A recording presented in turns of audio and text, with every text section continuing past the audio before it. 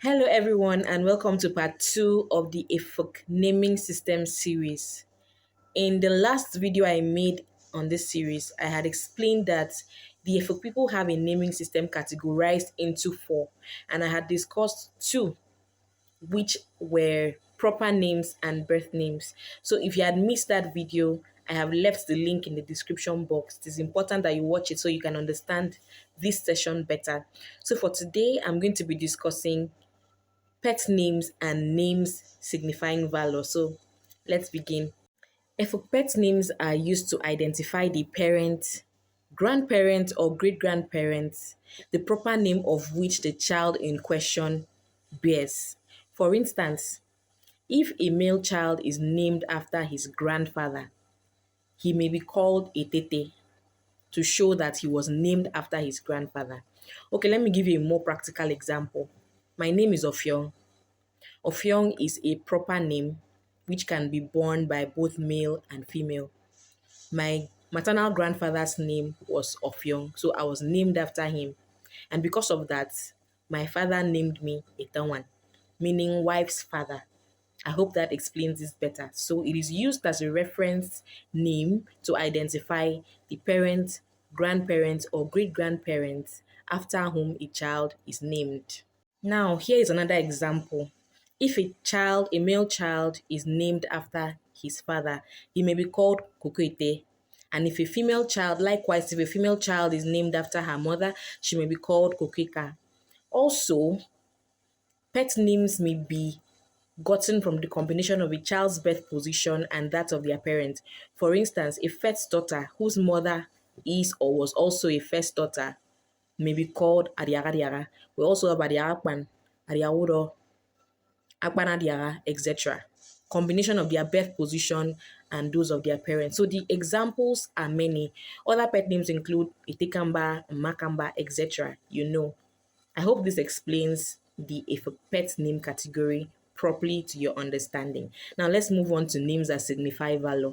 This one usually depends on what an individual is good at doing, and it's usually used among peers to cheer them on and make them feel good. Example, eto kaneto, itiaba, uko, eto ngukam, etc. So it depends on what you're good at doing, and it's used among friends to cheer their friends and make them feel good. Now, I had mentioned that because of our early contacts with the Europeans, our naming system was impacted. And some families have retained those names, maybe because they still find them consequential. They've retained those names as their surnames. That is called Anglicization. And I'm going to give you some examples of those names that have been retained by people. In case you're wondering why a certain name that sounds English or foreign is being used or designated for Efik people and is easily identified among Efik people, it is because of Anglicization.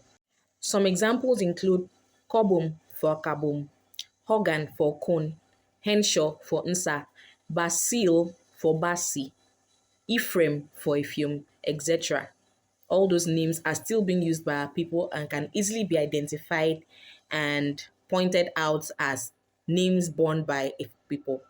Now, before I end this session, I want to respond to an angry comment on the last video I made on this series. I had urged us not to lose our values to Pentecostalism, and someone was so upset and felt as though it looked as though he felt I was attacking Pentecostalism. First of all, I have nothing against Pentecostalism. I'm a Christian, I'm a church girl, I go to church, I love God. Spirit-filled, tongue-speaking. But I feel like most of us become emotional in the face of truth. The moment you mention anything about tradition, it feels as though you want to destroy the church.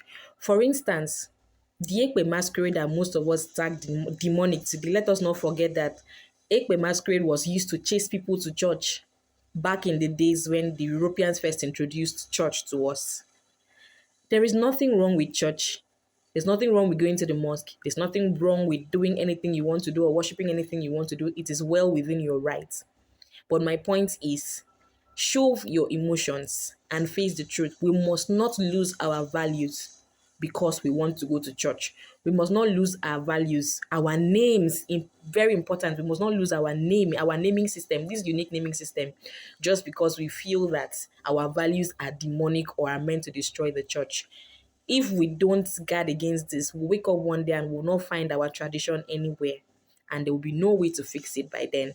I hope that this makes sense to us and we continue to build on our value system and spread the word so our children and our generations to come can learn. Thank you for coming to my TED Talk. I will see you very soon with another interesting video. Have a nice weekend and enjoy yourself. Good night.